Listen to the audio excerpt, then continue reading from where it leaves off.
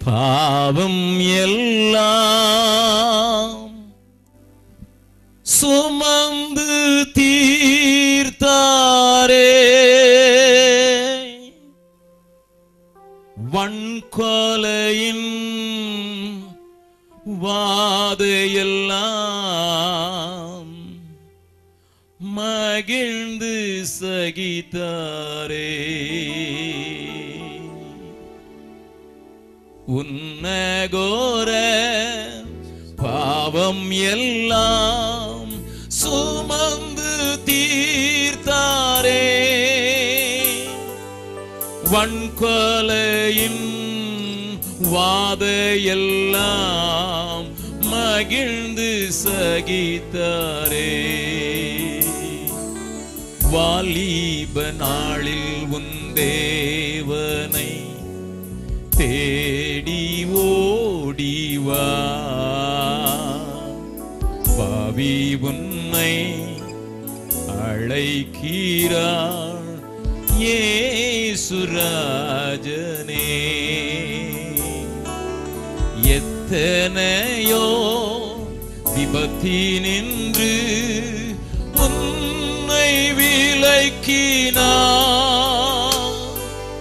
நித்தம் உன்னை பத்திரமாய் நடத்தி வருகிறார். எத்தனையோ விபத்தினின்று உன்னை விலக்கினார், நித்தம் உன்னை பத்திரமாய் நடத்தி வருகிறார்.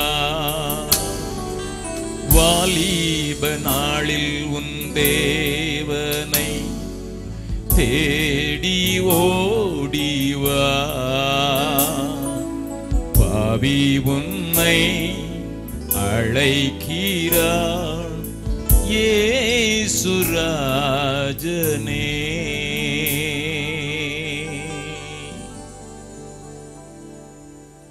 வல்ல பிதாவே, உம்முடைய வல்ல நாமத்துக்கு சோத்திரம் மாத்திரமல்ல, எங்களுக்கு தந்திருக்கிற இந்த வாலிபம் விலையேற பெற்றது என்பதை உணரும் உணர்வை எங்களுக்கு கட்டளையிடுவீராக.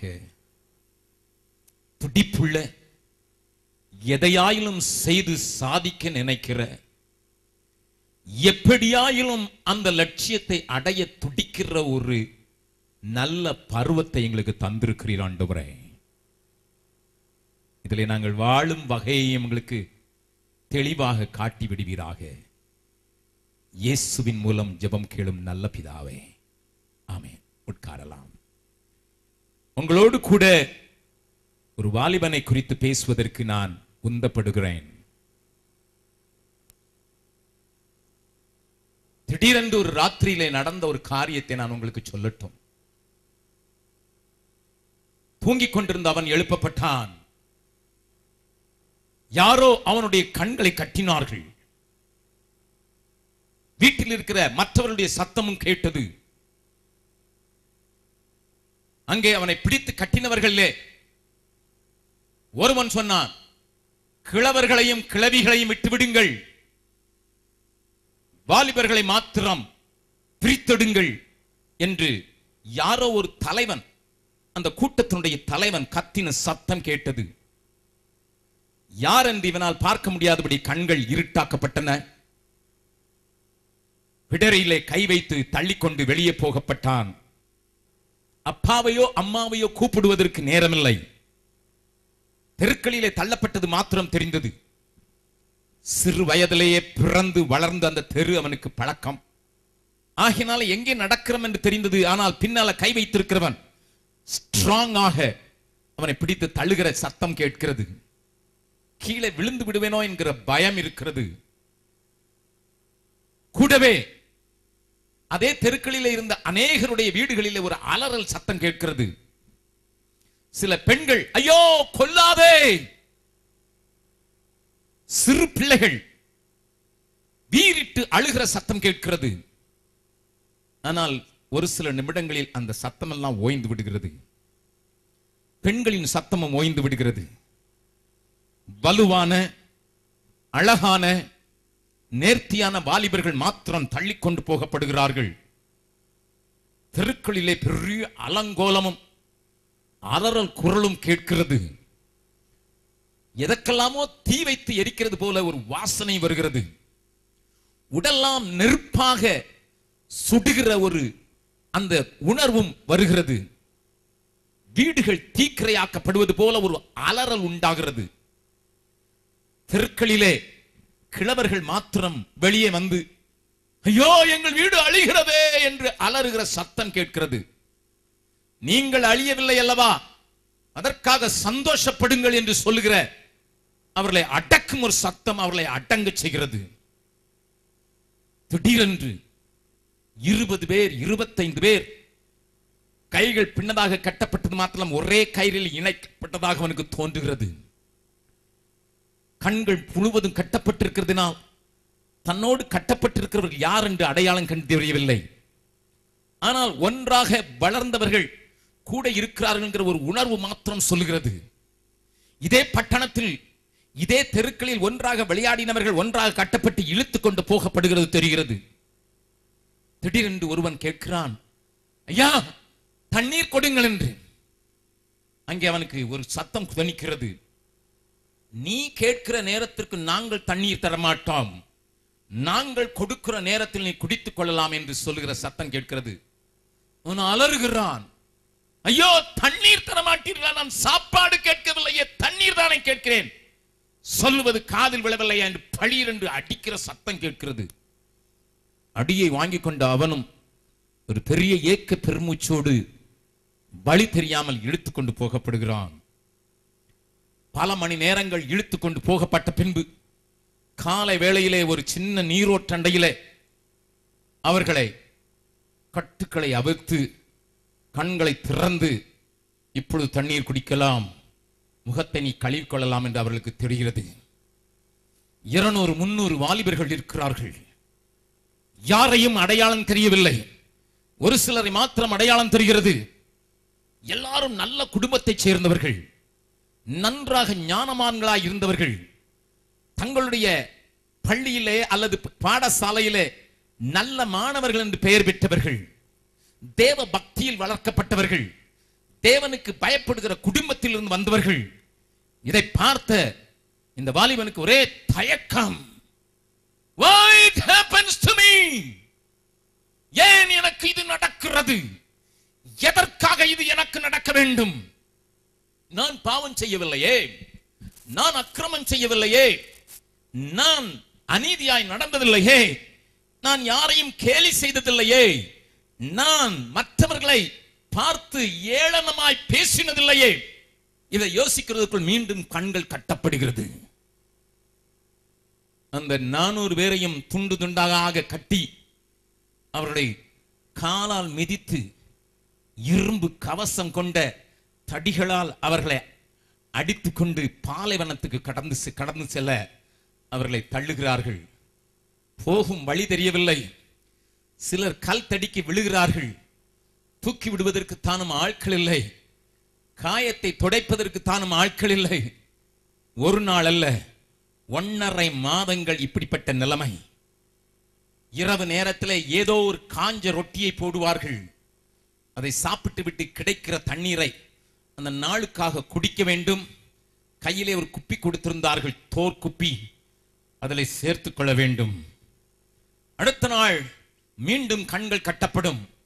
எந்த வழியாக போகிறோம் என்று தெரியாதபடி கற்பாறையான இடங்களிலே, மணல் சேற்றுகளிலே அவர்களை இழுத்துக் கொண்டு போனார்கள்.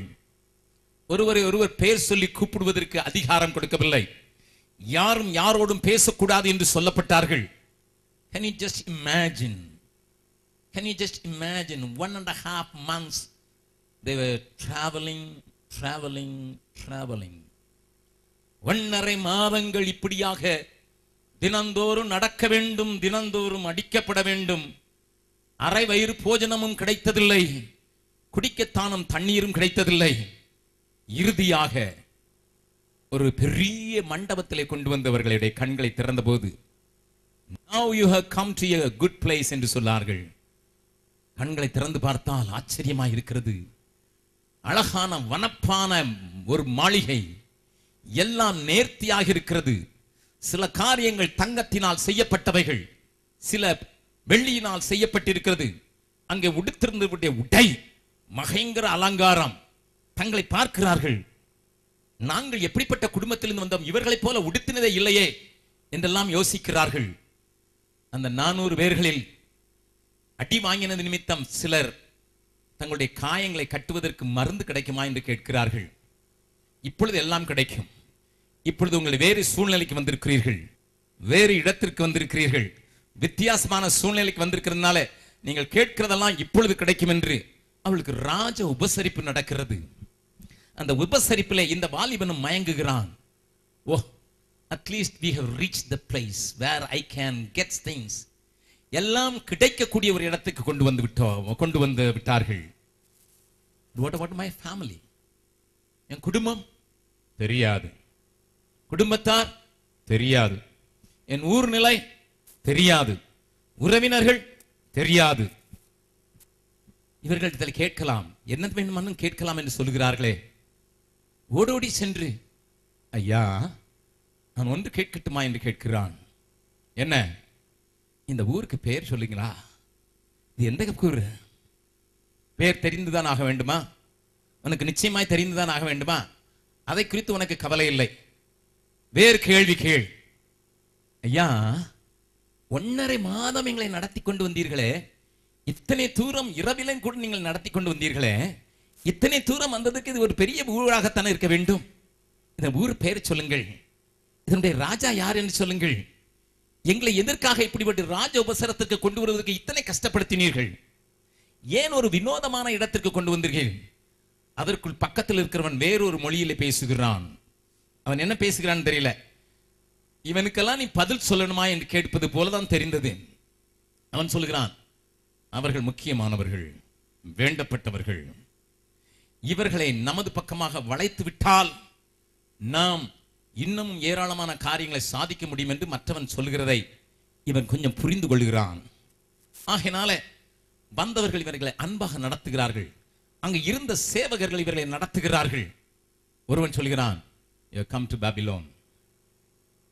This is Babylon. இது பாபிலோனிய பட்டணம். இதனுடைய அரசன் நேபுகாத் நேச்சார் உங்களை அனைத்து பேரையும் சிறையாக கொண்டு வந்தது மாத்திரமல்ல, நீங்கள் கல்வியில் தேறினவர்கள், அழகானவர்கள், நன்றாக உடல் வலிமை பெற்றவர்கள். உங்கள் அறிவு கூர்மையை நாங்கள் வழியிலே கண்டுபிடித்ததினால் அரசருக்கு உங்களை பற்றி சொல்லியிருக்கிறோம்.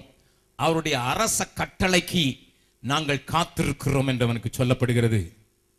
இப்பொழுதுதான் அவனுக்கு தெரிகிறது.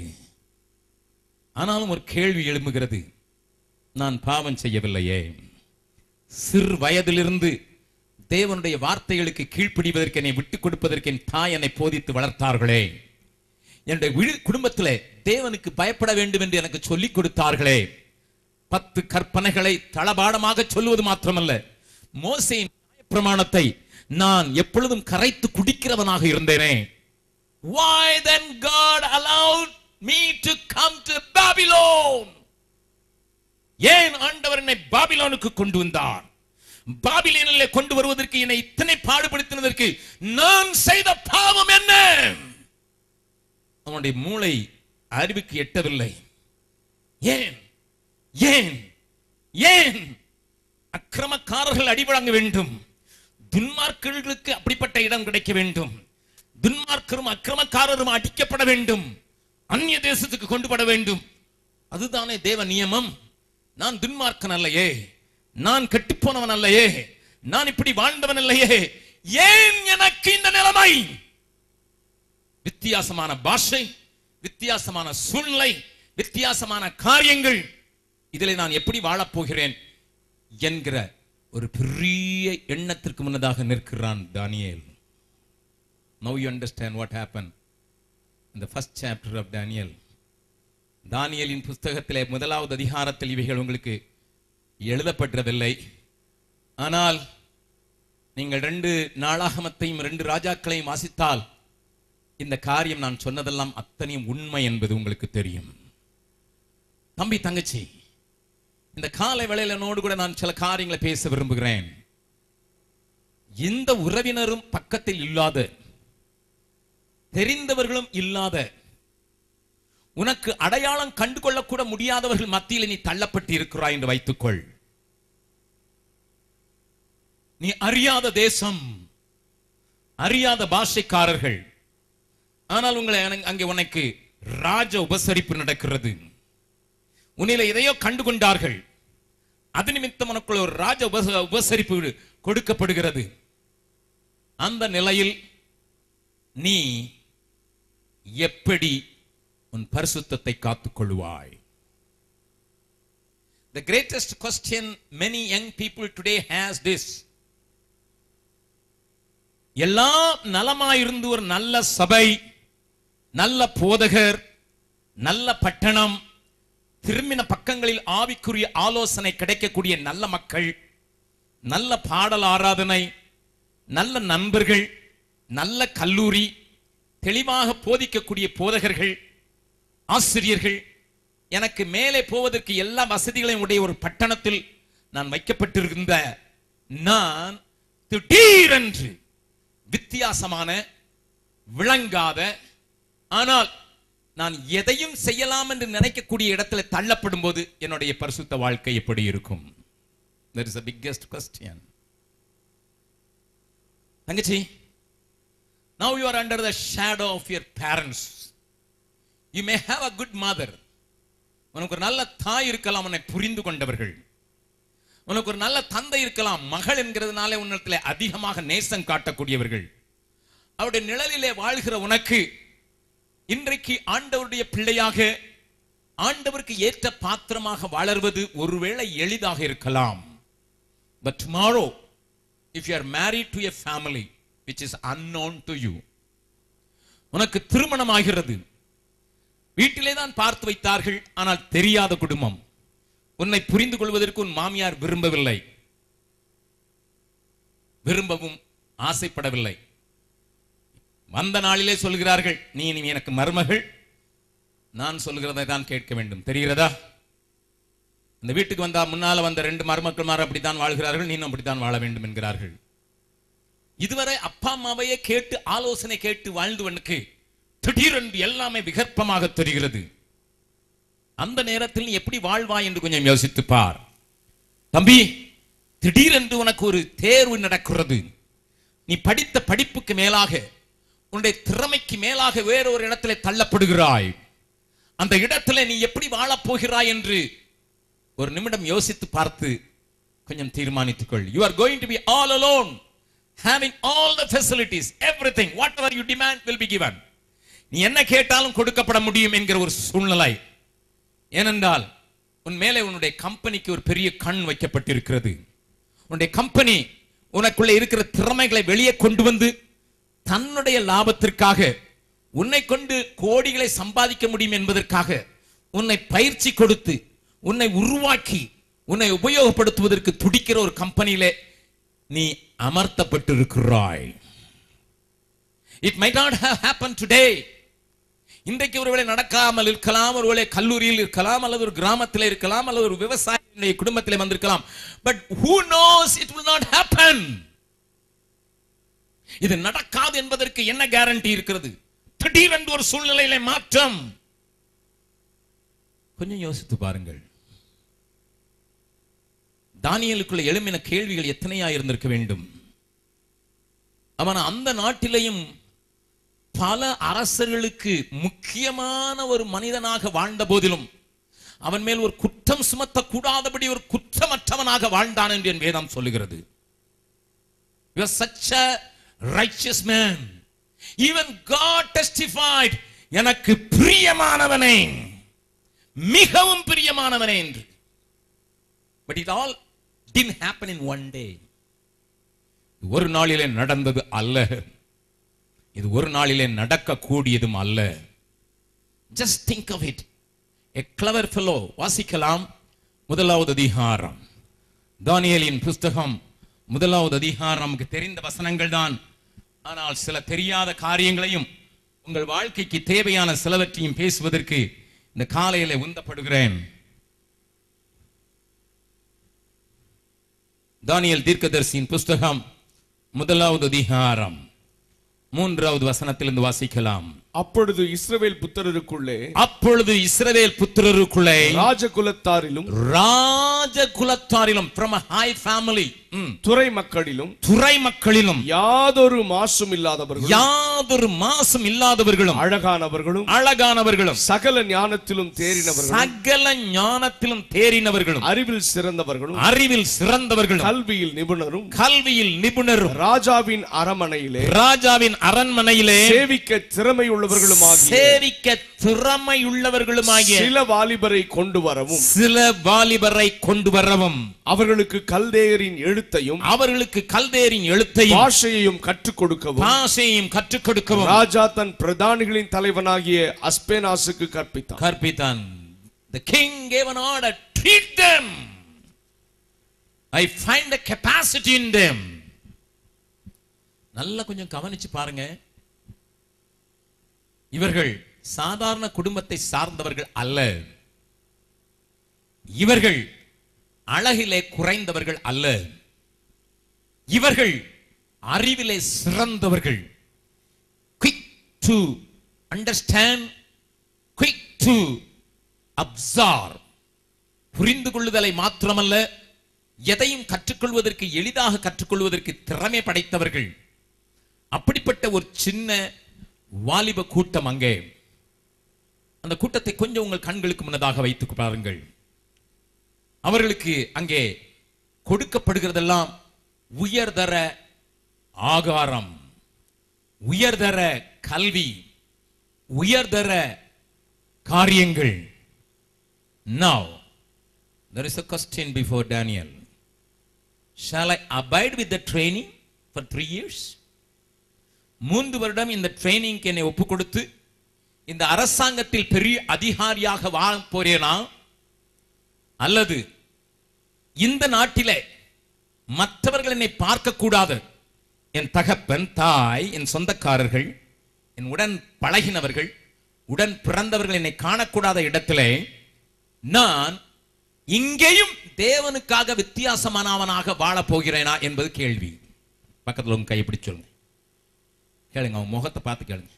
உங்களுக்கு இப்படி ஒரு நிலைமை ஏற்பட்டா நீங்க எப்படி பிஹேவ் பண்ணுவீங்க? அங்க கேட்டு இங்க பாக்குறீங்க, அங்க கேளுங்க. Come on. Come on. See, many of our secret sins are happening when I'm alone. எனக்குள்ளே இருக்கிற ரகசிய பாவங்கள் அனைத்தும் நடப்பது நான் தனித்திருக்கும் போதே. It is true statement. எனக்குள்ளே மறைந்து கிடக்கிற ரகசிய பாவங்கள் அனைத்தும், everything, அது ஒரு நாளிலே அல்ல, பல நாட்களாக மறைந்து கிடக்கிற ரகசிய பாவங்களை நான் நடப்பிப்பது நான் தனியாயிருக்கும் போதே. என்னை அறிந்தவர்கள் பக்கத்தில் இல்லாத போது, என்னை புரிந்து கொள்ளுகிறவர்கள் பக்கத்தில் இல்லாத போது, எனக்கு தெரிந்தவர்களை நான் அறியக்கூடாமல் தூரத்தில் அவர்கள் இருக்கும்போது, என்ற சூழ்நிலையில எனக்கு ஒரு தனி சிறப்பிடம் கிடைக்கும் போது, அது என்னை பாவத்துக்குள்ளே தள்ளி என் சரீரத்தை கெடுக்கவும், என் மனதை கெடுக்கவும், என் ஆவியை அசுசிப்படுத்தவும் அந்த பாவத்திற்கு பூரணமான சக்தியும் வல்லமை உண்டு. Today morning I was praying. காலை வேளையில ஜெபித்துக் கொண்டிருந்தேன். 1:30 மணிக்கு. என்னன்னா, நான் நேற்றைய தினத்தில் சொன்னது போல, I got fever by 1:30 in the night. I woke up. I started praying. The Lord showed me some of the things of this crowd. இங்க கூடி வந்திருக்கிற வாலிப தங்கச்சிமாரையும், இங்க கூடி வந்திருக்கிற வாலிப தம்பிமாருடைய சிலருடைய வாழ்க்கையினுடைய ஆழமான சில காரியங்களை தேவன் எனக்கு கொஞ்சம் காண்பித்தார். I felt bad about it.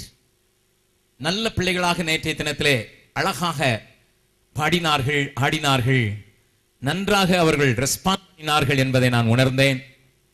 ஆண்டவரே, ராத்திரி வேளையிலே அவர்களை குறித்து எனக்கு சொல்லுகிற காரியங்கள், ஆண்டவர் என்னோடு கூட சொன்ன காரியம், அவர்கள் நல்லவர்கள் தான். They are from good churches. They are from good families. But the fear of the Lord is missing somewhere. தேவ பயம் மாத்திரம் எங்கேயோ தப்புகிறது. தேவனுக்கு அவங்களால் பயப்படக்கூட முடியவில்லை. ஆகையினாலே ரகசிய பாவங்களுக்குள் ஈடுபட்டு இருக்கிறவர்களுடைய எண்ணிக்கை கொஞ்சம் அதிகமாகவே இருக்கிறது என்று ஆண்டவர் தெளிவாக சொன்னதனால நான் உன்னோடு கூட பேசுகிறேன். கொஞ்சம் யோசித்து பார். You can take anything. You can eat anything. Even the king's wine. Even the king's food. Even the king's food which was offered to the idols. விக்கிரகங்களுக்கு படைக்கப்பட்டவைகளில் இருந்து வருகிற அந்த ராஜா சாப்பிடுகிற போஜனம், ராஜா குடிக்கிற அதே மதுபானம் எல்லாம் உனக்கு உன் கையெட்டுகிற தூரத்திலே கொடுக்கப்படுகிறது. உன்னை யாரும் குற்றப்படுத்தவும் மாட்டார்கள். that is the beauty of that contest. யாரும் குற்றப்படுத்த மாட்டார்கள். ஒருவேளை நீ இப்பொழுது இருக்கிற சூழ்நிலையில் ஏதாவது ஒரு தவறு செய்தால் உடனடியாக உன்னை குற்றப்படுத்துவதற்கு ஒரு நண்பன் இருக்கலாம். Rather they will see it's a part of life. அது வாழ்க்கையினுடைய ஒரு பாகம். அவன் வாழ்கிறான், அவ்வளவுதான். அவனை யாரும் குற்றப்படுத்த மாட்டார்கள், அவளை குற்றப்படுத்த மாட்டார்கள். இப்படிப்பட்ட ஒரு சூழ்நிலையில நீ வைக்கும் போது எப்படி இருக்க போகிறாய் என்பது பெரிய கேள்வி.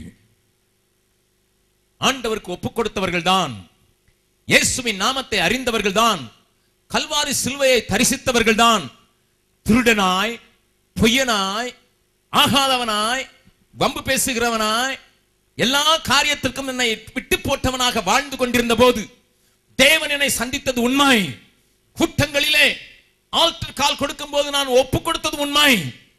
சில வேளைகளிலே காலையில எழுந்து ஜபிப்பதும், சில வேளைகளிலே நானே வேதத்தை ஆராய்வதும் வழக்கம். இப்படிப்பட்ட சூழ்நிலையிலே வாழ்ந்து கொண்டிருந்த திடீரென்று எனக்கு இப்படிப்பட்ட ஒரு சோதனையான ஒரு இடத்தில் நான் வைக்கப்படுகிறேன். என்னுடைய செய்கையோ, என்னுடைய வார்த்தையோ, என்னுடைய மனநிலையோ ஒருவரும் குற்றப்படுத்தாத ஒரு இடத்தில் நான் வைக்கப்படுகிறேன். தானியேல் சுற்றி முற்றி பார்க்கிறான். எல்லாரும் இஸ்ரவேலின் வாலிபர்கள் தான். எல்லாரும் தன்னோடு கூட வளர்ந்த சிலர் அதில் இருக்கிறார்கள். நன்றாக வேத வாக்கியங்களை அறிந்தவர்கள் தான். Even today a Jewish mother teaches 14 hours a week compulsorily to every child. ஒரு யூத தாய் தன்னுடைய யூத மகனுக்கோ மகளுக்கோ 14 மணி நேரம் கண்டிப்பாக இறையியல் சொல்லிக் கொடுக்கிறாள். இன்றைக்கும் if it is happening today in the modern world, it was more religious. 18 hours a compulsory teaching for young people in the Jewish church, Jewish synagogues. 18 மணி நேரம் ஒரு வாரத்துல ஒரு யூத இளைஞனுக்கோ அல்லது வாலிப பெண்ணுக்கோ கண்டிப்பாக அந்த ஜெப அறை என்று சொல்கிறார்கள், சினகாக் என்று. அந்த ஜெப ஆலய தலைவன் அதை செக் பண்ணுவான். அப்படிப்பட்ட கம்பல்சரி டீச்சிங் இன்றைக்கும் யூதர்களுக்கு பாரம்பரியமாக இன்றைக்கு. I am not joking. Go to America, you can see that. Go to Israel, you can see that. Go to Russia, you can see that. The minimum. அப்படிப்பட்ட சூழ்நிலையில் வளர்க்கப்பட்டவர்கள். ஆகையினால் அவர்களுக்கு தெரியும் விக்கிரகங்களை குறித்து என்ன என்பது அவர்களுக்கு தெரியும். மதுபானத்தை குறித்து என்ன என்பது தெரியும். மற்றவர்களால் தீட்டுப்படுவது எப்படி என்பது தெரியும். How to defile myself, எப்படி தீட்டுப்படுவேன் என்பது தெரியும். ஒரு ஆகாரத்தை உடையில எடுத்து போனாலே பரிசுத்த குலைச்சலான ஆகாரம் அதில் இருக்குமானால் அந்த ஆடை நிமித்தம் அந்த ஆகாரமும் பரிசுத்த குலைச்சலாகிவிடும் என்பது அவர்களுக்கு தெரியும்.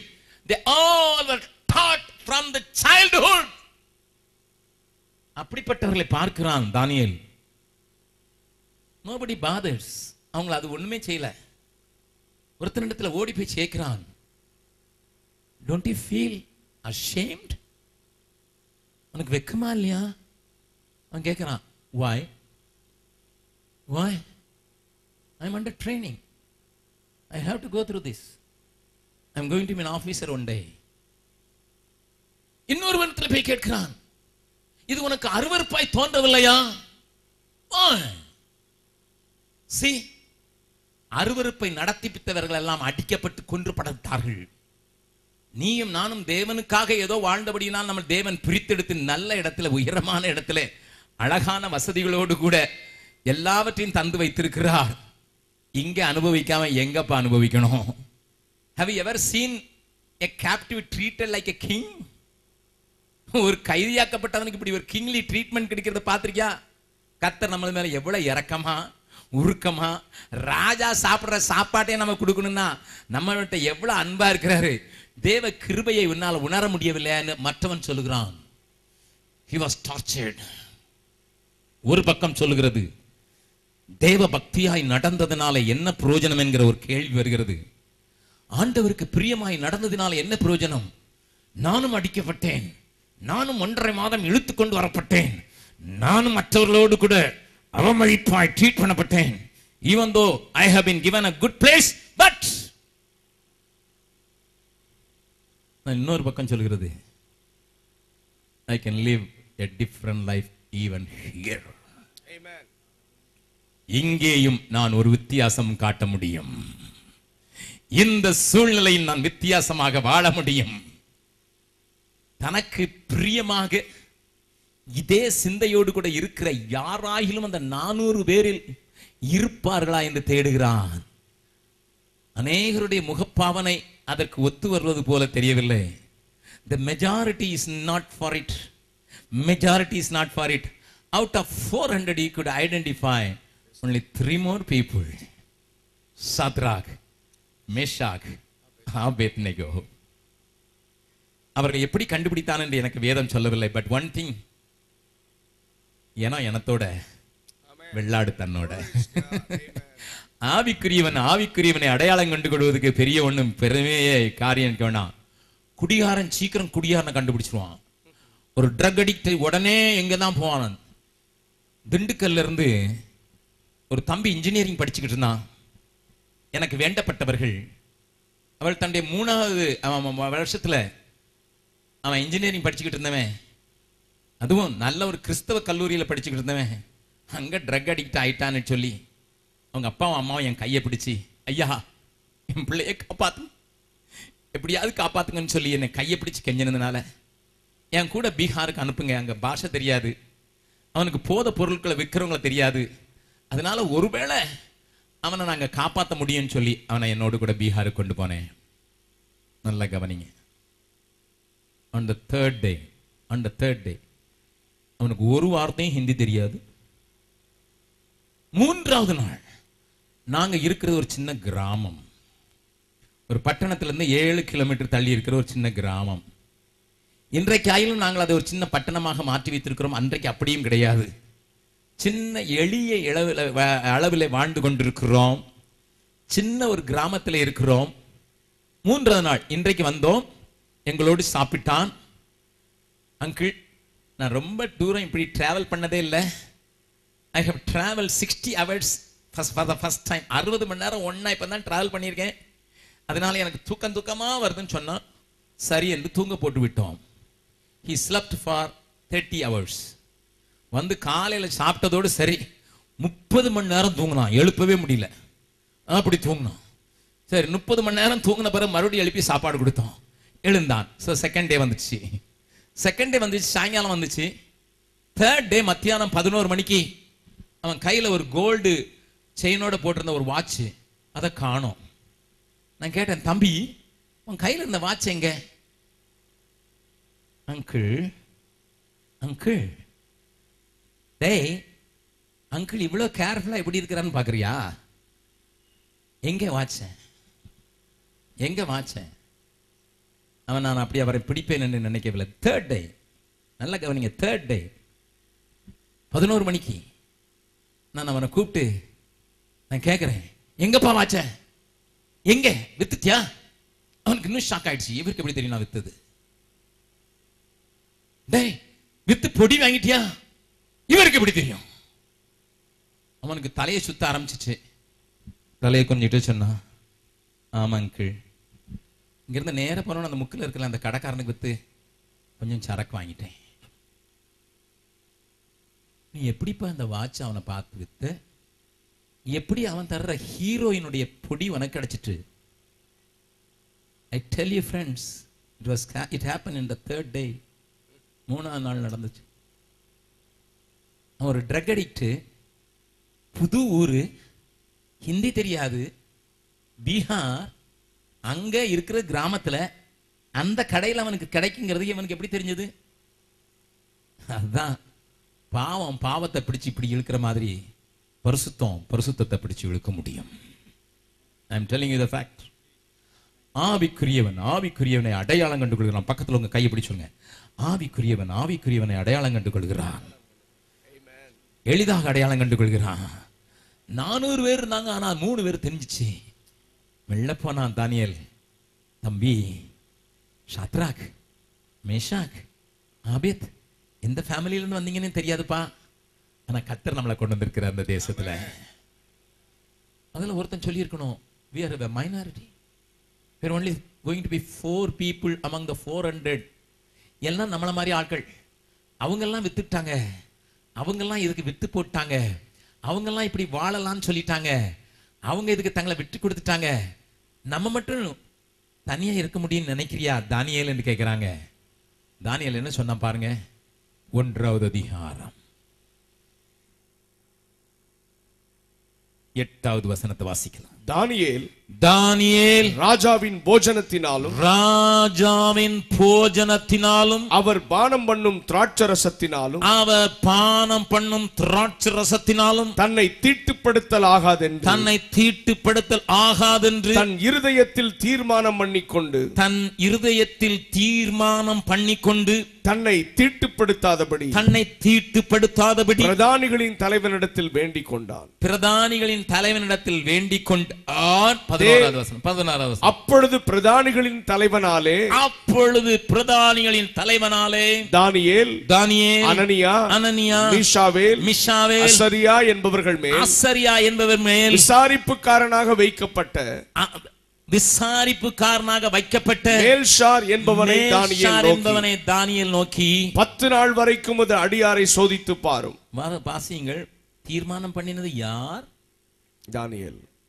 சொல்லுங்க எல்லாரும், யார் தீர்மானம் பண்ணினது? தானியேல். 12வது வசனத்துல சொல்லிருக்கு, 10 நாள் வரைக்கும் அடியாரை என்று டீமாக நிற்கிறானே, எப்படி நடந்து விட்டது?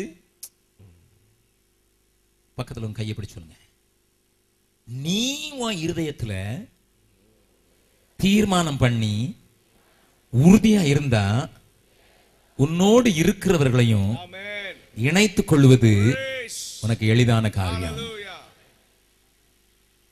இங்கதான் அநேகர் விட்டுறாங்க. அவன் இல்ல brother, it's not others, it's not others, it's not others. மற்றவர்கள் அல்ல, மற்றவர்கள் அல்ல. 38 வருடங்களாக ஆண்டவருடைய முழு நேர பணியை மிஷனரியாக செய்து கொண்டு வருகிறேன். என்னோடு கூட பல ஆயிரங்கள் ஆண்டவருக்காக எழுப்பினார்கள். ஆனால் என்னால் மட்டும் அங்கே இருக்க முடிகிறது, அநேகர் இருக்கவில்லை, திரும்பி விட்டார்கள். எழுந்தவர்கள் குடும்பத்தின் சூழ்நிலை நிமித்தமாய், திருமணத்தின் நிமித்தமாய், வேலையின் நிமித்தமாய், வாய்ப்புகளின் நிமித்தமாய் ஆண்டவருக்குள் வளர முடியாத சூழ்நிலைகளிலே தள்ளப்பட்டதினால் நிற்க முடியவில்லை. என்னை பார்த்து நீங்கள் கேட்டால் ஒன்று சொல்வேன், எனக்கு குடும்பம் இல்லையா? இருந்தது. 4 தங்கைமார் எனக்கு பின்னதாக இருந்தார்கள், ஒரே மகன். எனக்கு வாய்ப்புகள் கொடுக்கப்படவில்லையா? பாவம் செய்வதற்கோ அல்லது விழுந்து போவதற்கோ அல்லது பின்வாங்கி வருவதற்கோ ஏராளமாக கொடுக்கப்பட்டது. பட் நான் ஒன்று சொல்வேன், அன்றைக்கு என்னுடைய இருதயத்தின் தீர்மானத்திலே நான் உறுதியாயிருப்பதற்கு கர்த்தர் உதவி செய்தார். இன்றைக்கு என்னோடு கூட 2000 பேர் நிற்கத்தக்கதாக ஆண்டவர் அவர்களை எழுப்பிவிட்டார். கரங்களை தட்டி ஆண்டவரை மகிமைப்படுத்தலாம். Glory to God. தம்பி, இந்த கால கூட்டத்தில் நீ என்ன எடுக்க போறனா, எல்லா சூழ்நிலைகளிலும் என்ன நடந்தாலும், நான் வேறு இடத்துல தள்ளப்பட்டாலும், என்னை கவனிப்பதற்கு ஒருவரும் இல்லை என்றாலும், என்னை கண்டுகொள்வதற்கு ஒருவரும் இல்லை என்றாலும், எனக்கு எல்லா விதத்திலையும் லிபர்ட்டி என்கிற அந்த எனக்கு எல்லா விதத்திலையும் எனக்கு அப்படிப்பட்ட ஒரு பொறுப்பு கொடுக்கப்பட்டிருந்தாலும், எனக்கு விடுதலை அளிக்கப்பட்டிருந்தாலும், எனக்கு பூரண சுதந்திரம் கொடுக்கப்பட்டிருந்தாலும், என் தேவனுக்கு முன்பாக நிற்பதற்கு நான் தீர்மானம் பண்ணுகிறேன். என் இருதயத்திலே அதை காத்துக்கொள்வேன், அவர் வரும் வரை காத்துக்கொள்கிறேன் என்று சொல்கிறவர்கள் மாத்திரம் கரங்களை உயர்த்தி ஆண்டவருக்கு ஒரு பெரிய அல்லேலூயா சொல்லலாமா? பக்கத்துல கையை பிடிச்சுங்க, இது முடியும். இது முடியும். நல்ல கவனிங்க ஐயா. அநேக நேரங்கள்ல 400 பேர் மத்தியில் 4 பேரால முடியுமா? அந்த 4 பேரையும் நிறுத்துறதுக்கு காரணமா இருந்தது ஒரு மனிதன் தன்னுடைய இருதயத்திலே திட்டமாய் தீர்மானிக்கணும். I will not defile myself. That's all, finish. என்னை தீட்டுப்படுத்துவதற்கு விட மாட்டேன், என் சரீரத்தை தீட்டுப்பட விட மாட்டேன். தமிழ் இலக்கியத்தில் சொல்லுவாங்க, கவரிமான் ஒரு மான் இருக்குதான், ஒரு சின்ன முடி உடம்புல இருந்து போயிட்டு நான் தற்கொலை பண்ணி செத்துருமா.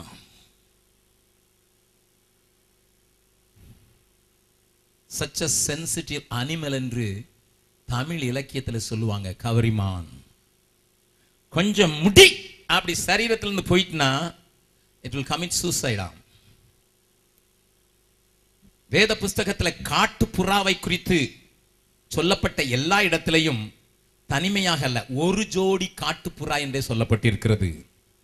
ஆகையினால் தான் யோசேப்பும் மரியாளும் இயேசுவை பிரதிஷ்டை செய்ய ஆலயத்திற்கு கொண்டு வந்த போது 8ஆம் நாளிலே விருத்தசேதனம் பண்ணி பலியிட்டு சுத்திகரிப்பை நடப்பித்த போது ஒரு ஜோடி காட்டுப்புறாவையாயிலும் செலுத்த வேண்டும் என்கிற கற்பனைக்கு கீழ்ப்படிந்தார்கள் சொல்லியிருக்கிறது. ஏனென்றால் you cannot separate that pair. ரெண்டையும் பிரிக்க முடியாது. பிரித்தால் என்ன நடக்கும் தெரியுமா? இன்னொன்று தற்கொலை செய்து கொள்ளும். இந்தியன் எக்ஸ்பிரஸ் என்கிற ஒரு பத்திரிகையிலே பல வருடங்களுக்கு முன்னது நான் வாலிபனாக இருந்தபோது ஒரு செய்தி வந்திருந்தது. வேட்டைக்காரன் ஒருவன் வேட்டையாட சென்றான். அந்த நாட்கள் இந்த கேட்டர்பில்லர் வைத்திருப்பாளே கையிலே, அதை வைத்து வேட்டையாடுவதற்கு போனான். அவன் போகும்போது 2 காட்டுப்புறாக்கள் ஒன்றே ஜோடியாக உட்கார்ந்திருந்தன. அதில் ஒன்றை அவன் அடித்தான், சுருண்டு விழுந்து விட்டது. உடனடியே ஓடி போய் அதை பிடித்தான். அவன் அதை எடுத்துக்கொண்டு போகும்போது இன்னொரு ஜோடியாக உட்கார்ந்திருந்ததே அந்த புறா முன்னதாக போன அந்த புறா திடீரென்று கீழே குனிந்து ஒரு கூழாங்கல்லை கொத்தினது போல தெரிந்தது, அங்கேயே சத்து விட்டது. இவனுக்கு விளங்கவில்லை. எடுத்துக்கொண்டு வீட்டுக்கு வந்தான். வந்து வீட்டிலே வந்து அறுத்து பார்க்கும்போதுதான் தெரிந்தது அது தன்னை மாய்த்திருந்தது. என்ன செய்திருந்தது? தன்னோடு கூட ஒரு ஜோடு இல்லை என்பதை உணர்ந்த அது முன்னதாக சென்று அதே வேடனுடைய கையிலே போய் மரணமும் நம்மை பிரிக்க கூடாது என்பதை உணர்த்தும் வண்ணமாக அவனுக்கு முன்னதாக பறந்து சென்று போய் ஒரு கூழாங்கல்லை விழுங்கி விட்டது. மூச்சடைத்து செத்து போயினதை அவன் அறுத்த போது உள்ளே ஒரு கூழாங்கல்லை பார்த்தான். தங்கச்சி, தம்பி, இந்த கதைகள் எல்லாம் காதலர்களுக்கு சொல்லி பழக்கப்பட்டது தமிழகம். ஆனால் நான் சொல்லுவேன், உன் ஆண்டவருக்கு உன் உடலையும் உன் ஆத்மாவையும் உன் ஆவியும் கொடுத்திருந்தால் நீ இப்படித்தான் சொல்லுவாய். என்னை மாசுபடுத்துவதற்கு, என் சரீரத்தை மாசுபடுத்துவதற்கு, என் ஆவியை மாசுபடுத்துவதற்கு, என் ஆத்மாவை என் மனதை மாசுபடுத்துவதற்கு நான் என்றைக்கும் எதற்கும் இடம் கொடுக்க மாட்டேன் என்கிற உறுதியான தீர்மானத்தை எடுக்கக்கூடிய ஒரு காட்டுப்புறா இன்றைக்கு ஆண்டவருக்கு தேவை. ஒரு கவரிமான் ஆண்டவருக்கு தேவை. ஐயா, கரை பெற்று விட்ட என்னுடைய சரீரத்தை என்ன செய்ய போகிறேன் என்கிறதை நான் பின்னதாக பேசுகிறேன். கரை பெற்று விட்ட என்னுடைய மனதை நான் என்ன செய்ய போகிறேன் என்பதை குறித்து நான் பின்னதாக பேசுகிறேன். கரை பெற்று விட்ட என்னுடைய ஆவி கலங்குகிறதிலிருந்து நான் என்ன செய்ய போகிறேன் என்பதை பின்னதாக பேசுகிறேன். ஆனால் அதற்கு முன்னதாக இந்த கூட்டத்தில் ஒரு சிலர் உண்டு, இதுவரை உன் ஆவியையும் உன்னுடைய ஆத்மாவையும் சரீரத்தையும் கரைபடாதபடி காத்து கொண்டிருக்கிற ஒரு சிலர் உண்டு. அதையும் நான் ராத்திரியிலே பார்த்தேன். உனக்கு சொல்லுவேன், இந்த கூட்டம் நீ இறுதியான ஒரு தீர்மானத்துக்குள்ளே, உன் வாழ்க்கை முழுவதும் ஓடக்கூடிய ஒரு தீர்மானத்திற்குள்ளே உன்னை ஈடுபடுத்துவதாக. எந்த சூழ்நிலையிலே வைக்கப்பட்டாலும், எந்த சூழ்நிலை எனக்கு எதிராக வந்தாலும், எனக்குரியவர்கள் என்னோடு கூட நிற்காமல் போனாலும், நான் என் ஆண்டவருக்காக என் ஆவி ஆத்மா சரீரத்தை பரிசுத்தத்தோடு காத்துக் கொள்வதற்கு இன்றைக்கு உறுதியான தீர்மானம் எடுக்கிறேன் என்று சொல்லிப்பார். You will be different. You can influence others. But எப்படியோ கரைப்பட்டு விட்டேன் அங்கிள், எப்படியோ விட்டு கொடுத்து விட்டேன், எப்படியோ தெரியாமலே வாழ்ந்து விட்டேன், இதெல்லாம் பாவம் என்று யாரும் சொல்லவில்லை, இதெல்லாம் வழக்கம் என்று சொல்லிவிட்டார்கள். But now I understand I must be different என்பதை புரிந்து விட்டது. அப்பதான் நான் ஏதாவது இந்த உலகத்துல தேவனுக்கு சாதிக்க முடியும்னு சொல்லிட்டதுனால நான் இன்னைக்கு அந்த பழசெல்லாம் தூக்கி தூர போட்டுட்டு I want to start a good new chapter என்று சொல்வதற்கு ஒப்பு கொடுக்கிற யாராகிலும் இங்கு இருந்தால் I want to give an assurance. I want to give an assurance. I know a girl in Amsterdam. ஆம்ஸ்டர்டாமில் எனக்கு ஒரு மகளை தெரியும். அவள் தன்னுடைய இள வயதிலே மற்றவர்களால், தன்னுடைய சொந்தக்காரர்களால், தெருவில் வாழ்கிற வாலிபர்களால் அவலட்சணமாக நடத்தப்பட்டதினாலே அவளுடைய கற்பை பல நேரங்களிலே இழந்தாள். She developed such a hatredness for males. ஆண்களுக்காக ஒரு பெரிய வெறுப்பு அவளுக்குள்ளே வந்தது. அவள் சொன்னாள், I will be number one enemy for all the males. நான் மனிதர்களுக்கு ஒரு பெரிய ஆபத்தான வெடிகுண்டாக மாறுவேன் என்று சொல்லி தன்னை ஈடுபடுத்த ஆரம்பித்தாள். அவளுடைய கதையை நான் அறிந்ததினால் சொல்கிறேன். அவளுடைய ரத்தம் கெட்டு போயிற்று. அவளுடைய ரத்தம் கெட்டு போயிற்று. She became a prostitute. ப்ராஸ்டிடியூட்டுகளுக்கெல்லாம் ஆம்ஸ்டர்டாமிலே டாக்டர்கள் சர்டிபிகேட் கொடுக்க வேண்டும், இவளுடைய ரத்தம் சுத்தமானது, இவளை தொடுகிறவன் வேறு எந்த வியாதியினாலும் மாட்டிக்கொள்ள மாட்டான் என்று சொல்லி ஒரு சர்டிபிகேட் வைத்திருக்க வேண்டும். If you go to Amsterdam, you can see that. ஆம்ஸ்டர்டாமில் சாதாரணமாக நீங்கள் Amsterdam railway station, main railway station இறங்கி வெளியே வந்தீர்கள் என்றால் அங்கே வெளியே வரும்போது இடது பக்கத்தில் ஒரு சர்ச் இருக்கும். அந்த சர்ச் கேம்பஸை சுற்றி, அந்த சர்ச் கேம்பஸ் சுற்றி, listen to me, there are a lot of open shops, glassed shop. எப்படி நம்முடைய ஊர்களிலே பொம்மையை அலங்கரித்து ஆடைகளை விற்கிறார்களோ அப்படி விபச்சாரிகள் உட்கார்ந்து இருக்கிறதை நீங்கள் பார்க்கலாம். Listen, I am not talking about a red light area, I am talking about an ordinary street. Around the church you can see prostitutes sitting in different showcases, and there is a price tag, informations. அப்படிப்பட்ட அந்த இடத்திலே அவள் தன்னை இப்படி வாழ்ந்து டாக்டர்களையும் ஏமாற்றி, அரசாங்கத்தை ஏமாற்றி, தன்னுடைய ரத்தத்தை கெடுத்து, அவளை தொட்டாலே யாரும் சாக வேண்டும் என்கிற நிலைக்கு தள்ளுவதற்கு மாறிட்டாள். இறுதியாக அதுதான் தன்னுடைய வாழ்க்கை என்று மாற்றிக்கொண்டிருந்த அவளுக்கு ஒன்று நடந்தது. கவனி தம்பி, கவனி. ஒரு டாக்டர் இடத்துல போக வேண்டும், அந்த டாக்டர் இடத்துல போய் சர்டிபிகேட் வாங்க வேண்டும் என்கிற ஒரு நிர்பந்தம் ஏற்பட்ட போது she went to a doctor. அந்த டாக்டர் அவளுடைய ரத்தத்தை சோதித்து பார்த்து அதிர்ச்சியாகி உட்கார்ந்து அவளை பார்த்து சொன்னார், Do you know you are a human atom bomb? நீ ஒரு மனித அணுகுண்டு என்பது உனக்கு தெரியுமா? அவள் சொன்னாள், I like that. I wanted to be like that and I like that. நான் அப்படி வாழ நினைத்தேன், அப்படி வாழ்கிறேன், சந்தோஷப்படுகிறேன். டாக்டருக்கு விளங்கி விட்டது. அவருடைய கையை பிடித்து மிகுந்த அன்போடு, I talk with you as my own sister because I lost my sister in an accident. என்னோடு கூட காரிலே டிராவல் பண்ணின என்னுடைய சகோதரி மரித்து போனதை நினைத்து அவளைப் போலவே உன்னை நான் ஒரு சகோதரியாக நினைக்கிறேன். நீ இன்றைக்கு மாற முடியும் என்று அந்த டாக்டர் சொன்னார். அவர் தன்னுடைய கதையை சொல்ல ஆரம்பித்தார். நானும் எல்லா கெட்ட பழக்கங்களுக்கும் உள்விட்டவனாக வாழ்ந்து கொண்டிருந்தேன். ஒரு நாளிலே ஒரு சிறிய பெண்ணுக்கு ட்ரீட்மெண்ட் நடத்த போக வேண்டியிருந்தது. ஒரு 5 வயது பெண்ணுக்கு நான் ட்ரீட்மெண்ட் நடத்த போக வேண்டியிருந்த போது அவள் என்னை பார்த்து சொன்னாள், doctor, you may not be able to save me. என்னை நீர் காப்பாற்ற முடியாது, நான் மரிக்கிறேன். ஆனால் உம்மை நான் காப்பாற்ற முடியும் என்று சொன்னாள். எனக்கு அதிர்ச்சியை கொடுத்தது. 5 வயதான பெண் ஒரு டாக்டரை பார்த்து சொல்கிறாள், என்னை உம்மால் காப்பாற்ற முடியாது. I am under a terrible sickness. I know that I am going to die, but I can save you. டாக்டராகிய நான் புரிந்து கொள்ள முடியாத ஒரு காரியத்தை அவள் சொன்னாள். அந்த மரிக்கும் தருவாயில் 5 வயதிலே கண்ணிலே கண்ணீர் வர இயேசு எனக்காக செய்ததை அவள் சொல்லும் போது என்னை அறியாமலே கைகள் நடுங்க ஆரம்பித்தது. அந்த 5 வயது பிள்ளை இயேசுவின் மரணத்தை விவரிக்க அவள் பட்ட அடிகளை சொல்ல அவர் பட்ட காயத்தை காண்பிக்க என் கைகள் ஆட ஆரம்பித்தது.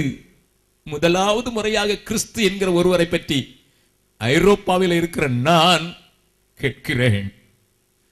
கல்லூரியில் படித்த போதும் நான் ஒரு நாளும் இயேசுவை குறித்து அறிய விரும்பவும் இல்லை. அந்த 5 வயது பிள்ளை என் கையை பிடித்து எனக்கு ஒரு நல்ல ஜெபத்தை சொல்லிக் கொடுத்தாள். அவள் சொன்னாள், you are also dying, you are also dying doctor, you are also dying. She was prophesying. என்னை கையை பிடித்து சொன்னால், நீர் மரித்துக் கொண்டிருக்கிறீர், நீர் மரித்துக் கொண்டிருக்கிறீர், but I can save you through the power of Jesus என்று சொல்லி அந்த சின்ன ஜெபத்தை செய்த போது எனக்குள் ஏதோ நடந்தது. அவள் சொல்லிவிட்டு மரித்து விட்டாள், அவளை காப்பாற்ற முடியவில்லை. ஆனால் நான் புதிய மனிதனானேன். அந்த இயேசு உன்னை மாற்ற வல்லவர் என்று சொல்லி இந்த சகோதரியின் மேலே கை வைத்த போது ஒரு எலக்ட்ரிக் ஷாக் நடந்தது போல நடந்த அவளுக்கு இரத்த அணுக்கள் அனைத்தும் பூரணமாக மாற்றப்பட்டு இன்றைக்கு ஆண்டவருடைய பணியை விபச்சாரிகள் மத்தியிலே செய்து கொண்டிருக்கிறார். கரங்களை தட்டி ஆண்டவரை மகிமைப்படுத்தலாமா? She was a known prostitute, known human atom bomb, but the touch of Jesus through that doctor made her a powerful weapon, and she is making a difference in Europe. She never wanted to tell her name. Nobody knows her name because she is silently working among the prostitutes, and God has touched many lives through her. தம்பி, தங்கச்சி, எத்தன் என்னை உத்தமனாக்க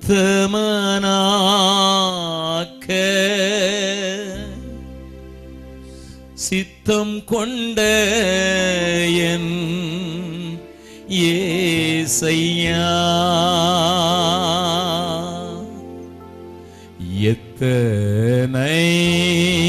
எத்தனைதான் துரோகம் நான் செய்தேன், அத்தனையும் நீ மன்னித்தீ. ரத்தம் சிந்த வைத்தேனே நான், அத்தனையும் என் பாவமல்லோ.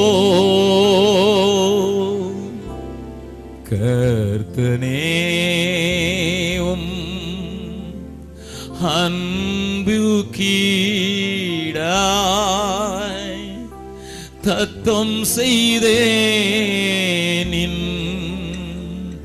சேவைக்கே. உள்ளம் எல்லாம் உருகுதையோ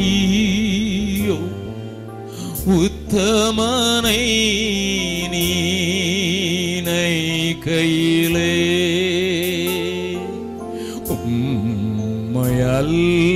உம்மையல்லால் வேறே தெய்வம் உண்மையாக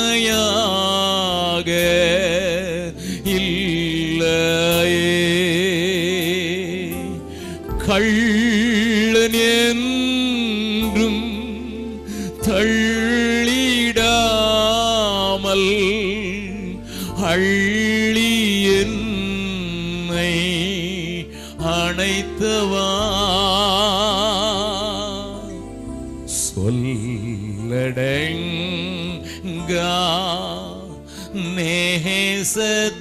நேசத்தாலே சொந்தமாக்கி கொண்டீரே. எல்லாரும் கண்களை மூடலாமா? If you feel like kneel down, you are முழங்கால நின்னு, ஆண்டவரே இது வாழ்க்கையில் எடுக்கிற முக்கியமான தீர்மானம். இனி என்னை எதுவும் தீட்டுப்படுத்தாதுப்பா, என்னை எதுவும் தீட்டுப்படுத்தாதுன்னு சொல்லி எடுக்கிற தீர்மானத்தில் நீ முழங்கால நின்னுதான் சொல்லணும். நான் மறுபடியும் ஒரு நேரம் பாட போறோம். If you want to, it's not compulsory. கண்டிப்பாக அல்ல, உனக்கு வேணும்னா அது உன்னை இன்னும் உறுதிப்படுத்துனா, அது என்ன இன்னும் உறுதிப்படுத்துனா, அது இன்னும் உறுதிப்படுத்துனா. I am available for a cleansing process, Lord. I am available for the cleansing process. ஒரு சுத்திகரிப்பு எனக்குள்ள உண்டாவதற்கு.